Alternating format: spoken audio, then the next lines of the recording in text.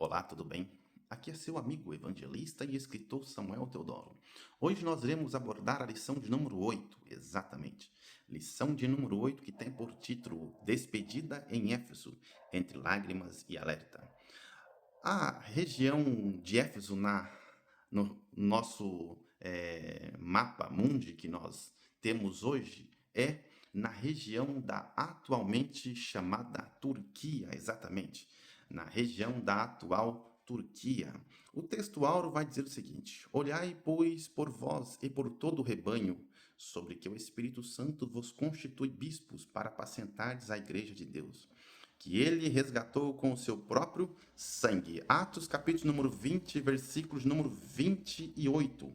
Aqui é um alerta que o missionário Paulo está fazendo à igreja. Nós vamos ver logo mais, no decorrer da lição, que aqui é nada mais, nada menos que um alerta textual. Mas a verdade prática vai dizer o seguinte: a igreja é preservada quando líderes vigilantes cuidam do rebanho com fidelidade à palavra e submissão ao Espírito Santo. Leitura bíblica em classe está em Atos capítulo 20, versículo do 17 ao 25 e versículo 36 ao versículo 38. Vamos a eles. Demileto mandou a Éfeso chamar os anciãos da igreja. E logo que chegaram junto dele, disse-lhes: Vós bem sabeis, desde o primeiro dia em que entrei na Ásia, como em todo esse tempo me portei no meio de vós, servindo ao Senhor com toda a humildade e com muitas lágrimas, e tentações que pelas ciladas dos judeus me sobrevieram. Como nada que útil seja, deixei de vos anunciar e ensinar publicamente e pelas casas, testificando tanto aos judeus como aos gregos a conversão a Deus e a fé em nosso Senhor Jesus Cristo. E agora eis que ligado eu pelo Espírito vou para Jerusalém, não sabendo o que há de me acontecer, senão que o Espírito Santo de cidade em cidade me revela, dizendo que me esperam prisões e tribulações, mas nada tenho a minha vida por preciosa, contando que cumpra com alegria a minha carreira e o ministério que recebi do Senhor Jesus, por dar testemunho ao evangelho da graça de Deus. E agora, na verdade, sei que todos vós, por quem passei pregando o reino de Deus, não vereis mais o meu rosto. E havendo dito isto, pôs-se de joelhos e orou com todos eles. E levantou-se um grande pranto entre todos, e lançando-se ao pescoço de Paulo, o beijavam, entristecendo-se muito, principalmente pela palavra que dissera, que não veriam mais o seu rosto, e acompanharam-no até ao navio. Você vê que esses versículos aqui que Paulo está fazendo, por que não se dizer a sua despedida agora de Éfeso, na qual ele ficou aproximadamente 3 anos, porque é o próprio versículo do capítulo 21, do capítulo 20, versículo 31 de Atos, vai dizer que ele ficou ali por nada mais, nada menos que 3 anos. A introdução vai dizer o seguinte: entre lágrimas, oração e abraços, o apóstolo revela o peso da separação e a urgência da vigilância espiritual diante dos perigos que ameaçam a igreja. Você vê quais são os perigos que ameaçam a igreja? Eu estou aqui com a minha Bíblia. Eu gosto muito dessa Bíblia. Estou aqui com a minha Bíblia, você pega a sua também. Atos capítulo 20, versículo 27 ao versículo 29, nós vamos ver o que o apóstolo está dizendo aqui. Quais são os perigos que ameaçam a igreja? Atos capítulo 20, do versículo 27 ao versículo 29, vamos ver o que está ameaçando a igreja. Portanto, Atos, capítulo 20, versículo 27 ao versículo 29. Você pegou sua Bíblia aí? Então vamos. Porque nunca deixei de vos anunciar todo o conselho de Deus. Olhai por vós e por todo o rebanho, sobre que o Espírito Santo vos constitui bispos para apacentardes a igreja de Deus, que ele resgatou com o seu próprio sangue, porque eu sei isto, olha só, ele já sabia, que depois da minha partida entrarão no meio de vós lobos cruéis, que não perdoarão ao rebanho. e que dentre vós mesmos se levantarão homens que falarão coisas perversas para atraírem os discípulos após si. Você vê só que o apóstolo já estava pressentindo aqui, ele estava profetizando, por que não se dizer, após a sua partida de Éfeso para Jerusalém. Muito bem, como eu comento só o ponto preciso, então vamos a ele. Tópico 1, subtópico 2, ponto preciso. A igreja permanece saudável quando se alimenta da palavra e desenvolve uma fé não fingida, sustentada por uma boa consciência. 1 Timóteo capítulo 1, versículo 5. Jesus, nós vemos que ele não pregou tanto. Não, Jesus ele não pregou tanto. Tem pessoas que dizem que Jesus ele pregava. Não. Jesus ele mais ensinou do que pregou. Nos dos seus sermões, se você pegar todos os sermões que Jesus ele fala, ele expressa, você vai aprender e você vai ensinar outra pessoa com aqueles sermões. Por quê? Porque Jesus ele mais ensinou do que pregou. Aí cabe um ensinamento para nós. Nós também precisamos aprender a ensinar. Aprender por que não se dizer com o Espírito Santo. Aprender por que não se dizer lendo, meditando, aprendendo com aqueles que aprenderam para nos ensinar. E Jesus, que é o nosso, por que não dizer, sumo pastor, ele sempre está nos ensinando. Mas temos que pedir discernimento, temos que pedir meditações vinda do céu através da inspiração do Espírito Santo. Para isso, nós precisamos aprender. Mas Jesus, ele mais ensinou do que pregou. Muito bem, por isso que nós temos que aprender a ensinar. A Bíblia mesmo fala, ide fazeis discípulos. Então Jesus está dizendo, ide e ensinai. Muito bem. Tópico 2, subtópico vai dizer o seguinte, essa função, não vou colocar função, eu vou colocar vocação. O que é essa função? A função dos bispos, né? Do episcopoi, os bispos, essa vocação, então vamos lá, essa vocação não nasce de ambição pessoal, mas de vocação divina, o que torna a responsabilidade ainda maior, pois o rebanho pertence a Deus e foi adquirido com o sangue de Cristo. Por isso, antes de cuidar dos outros, o líder deve zelar por sua própria vida espiritual e testemunho. Muito bem, essa vocação não é algo concebido por arranjos, não é algo concebido por um preço, humanamente falando, não. É uma vocação. Os vocacionados são chamados exclusivamente por Deus. E nós vemos que muitas pessoas levam o ministério do jeito que dá para levar. Não é assim. A Bíblia fala que nós fomos chamados por Deus, nós fomos vocacionados por Deus. E aqueles que almejam, aqueles que desejam essa função, boa coisa desejam. Então nós precisamos dar mais valor ao nosso chamado, precisamos dar mais valor à nossa vocação. Se Deus te chamou para ensinar, ensine. Se Deus te chamou para pregar, pregue. Se Deus te chamou para pastorear, pastoreie. Se Deus te chamou para ser um evangelista, seja.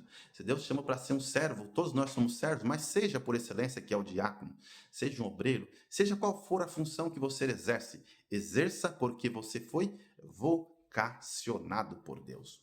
Subtópico 2, do tópico 2 ainda, vai dizer o seguinte, embora o contexto histórico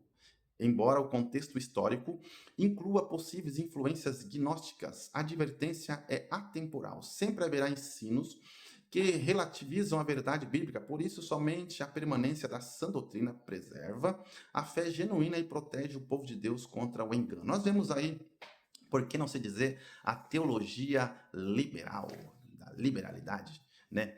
Por que não se dizer também, as pessoas querem relativizar a verdade, dizendo que a verdade do seu ponto de vista é uma coisa, a verdade do meu ponto de vista é outra, a verdade do ponto de vista do fulano, do ciclano é outra. Ou seja, não existe, porque a Bíblia mesmo fala que só existe uma verdade. A verdade é Jesus Cristo, a verdade é a palavra de Deus que nos guia aqui na terra, não é isso? Mas o apóstolo Paulo ele deu essa advertência para que nós, obreiros, ficamos atentos. Por quê? Porque pode surgir falsos enganos, falsas doutrinas, aparentemente até boa, aparentemente até sem danos algum, nociva aos olhos humanos, mas no seu interior são influências malignas, infiltradas que depois distorcem a verdade, e nós vemos que para contornar, para desfazer essa mentira, leva um tempo, leva um trabalho, e que nós venhamos estar atentos. Isso é para os pastores, essa aqui é uma visão pastoral do missionário Paulo. Tópico 3. O verdadeiro líder jamais se coloca acima das escrituras. Jamais. Isso é tácito. Isso aí não precisa nem de explicação. O verdadeiro líder jamais se coloca acima das escrituras, mas se deixa governar por elas, pois somente a palavra preserva a igreja firme e frutífica.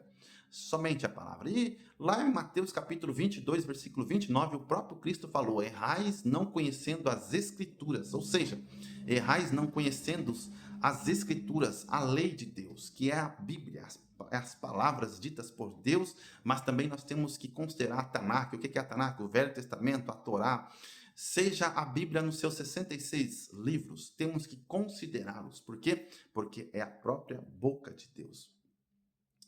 Aberta ou fechada? É bom dizer isso, porque tem pessoas que falam assim, fechado é um livro qualquer. Um livro qualquer não. Fechado é a palavra de Deus ainda. E aberta? Aberta é a palavra de Deus também. Então, fechada ou aberta é a palavra de Deus.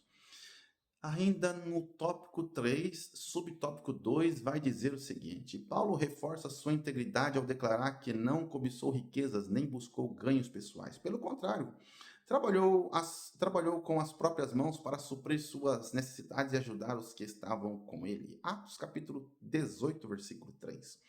Esse testemunho confronta diretamente a postura de falsos obreiros movidos pela ganância e pelo desejo de lucro. Aqui é um alerta, por que não se dizer, que o apóstolo Paulo está convidando aos líderes a abraçar o seu chamado e não vislumbrar no mundo da prosperidade. Dizer que depois que ser um crente fiel a Deus vai ser rico, vai ser próspero. Não, a Bíblia mesmo nos diz que a riqueza é dom de Deus. Deus, ele dá a quem quer. Então, o que eu entendo? Tem pessoas que vai morrer fazendo coisas extraordinárias na terra, mas não vai adquirir riquezas. Como o apóstolo Paulo mesmo partiu, deixou um legado imenso que nós até hoje estamos estudando o seu legado, as suas escrituras inspiradas aqui, né, canônicas, mas o que acontece? Partiu pobre. O apóstolo Paulo partiu pobre. Quem falou que o apóstolo Paulo partiu rico? Não, pai. O apóstolo Paulo, ele partiu desta vida pobre. Ele não deixou uma riqueza exuberante como Jó deixou. Ele não deixou uma riqueza exuberante como o rei Davi deixou, como Salomão deixou. Não. O apóstolo Paulo partiu desta vida, e por que não se dizer todos os 12 discípulos de Cristo partiram desta vida pobres, mas deixaram um legado. Cada um deixou um legado. Conclusão: o discurso de Paulo aos presbíteros de Éfeso permanece como um legado espiritual para a igreja em todas as épocas. Nele, aprendemos que a firmeza na palavra, a vigilância espiritual e o amor pastoral não são o maior antídoto contra as falsas doutrinas e a apostasia. A igreja de hoje necessita de líderes e membros comprometidos com a verdade do evangelho, dispostos a servir com integridade e a cuidar do rebanho de Deus. Assim, a fidelidade bíblica continua sendo o caminho seguro para preservar a igreja do Senhor em meio aos desafios de cada geração. Você vê aí um legado exímio que o apóstolo Paulo deixa à igreja de Éfeso, agora partindo da igreja de Éfeso, que fica na atual Turquia, partindo e deixando um legado exímio aos presbíteros, aqueles que presidiam aquela localidade diante dessa igreja. Por que não se dizer, ele também deixou um legado aos membros, não só aos anciãos, aos presbíteros, mas também à igreja. Que nós venhamos a deixar um legado nessa terra, e não almeja riqueza, não fica avarento, depois que vir para o evangelho começar a dizer que você vai ser próspero, vai ser rico. Às vezes vem para o evangelho todo quebrado, todo lastimado. Não, Deus tem algo maior para nos dar. O que ele tem para nos dar? Além de nos dar a vida eterna, ele nos dá o Espírito Santo. Ele nos dá o direito de sermos filhos de Deus. Olha que coisa maravilhosa.